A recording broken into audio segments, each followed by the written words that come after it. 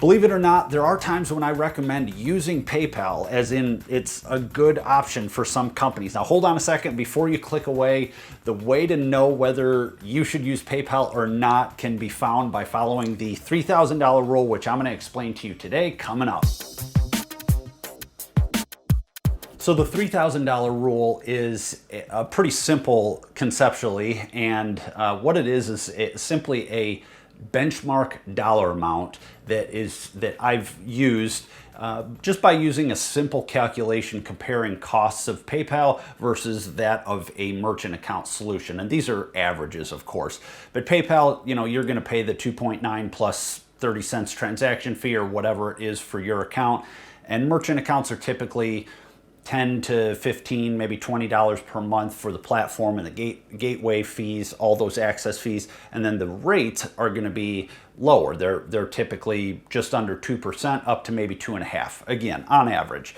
So there's a 40 or 50 basis point or a half of a percentage point difference between PayPal, which is a higher rate, and merchant accounts, which is a lower rate.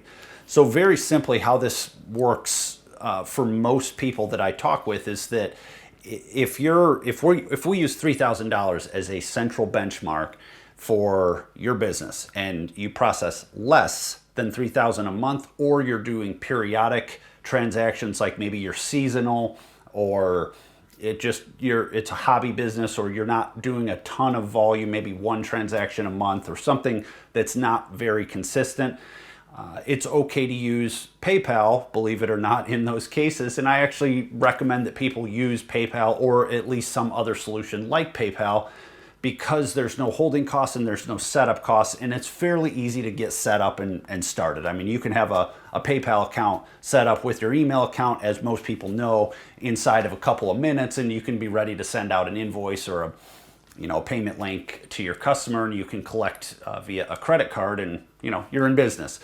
So in those cases, it's okay, it makes sense to use PayPal for those periodic transactions, low transactions, infrequent volume, and so forth. That's when I would recommend PayPal.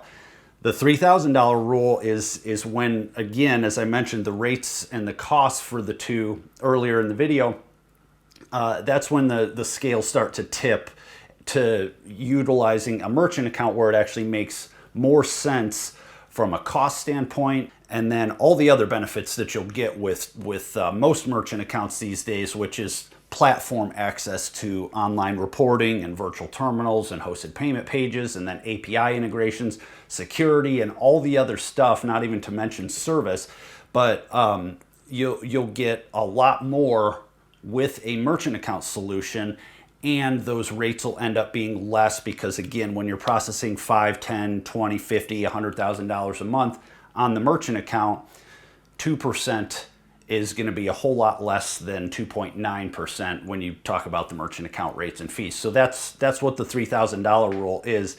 Very simply, it started off as just a cost comparison, and over the years, as the merchant services industry and the payments industry has evolved and changed, especially in the online world, the separation for that has really gotten quite a bit bigger, and it's really a night and day difference between the two. So there's a lot of instances where I don't recommend PayPal, and there's other videos on my channel, and I'll link them up in the description on when to stay away from it and when not to use it.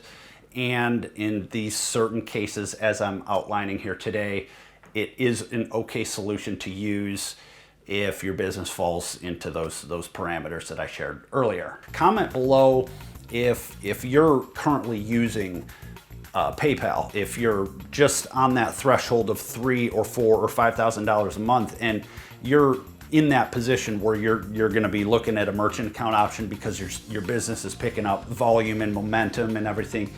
Let me know what your thoughts are. If there's any questions that I've missed in this video that I can address, let me know in the comments, because other people probably have those questions too. If you're new here and you haven't seen any of my other videos, feel free to check out some of the playlists that I have linked below. I cover all things payments related, merchant account topics, online order forms, payment pages, invoicing, all things that touch the electronic payment, particular to credit and debit card processing, ACH payments, and so forth. So if that is information that you want to learn about, you want to get a system perhaps set up in your business, or you're just looking around to educate yourself more on what's available and what you need for your business, feel free to again check out the playlist and the other videos on the channel. Until next time, I'm Brian, and I'll see you in the next video.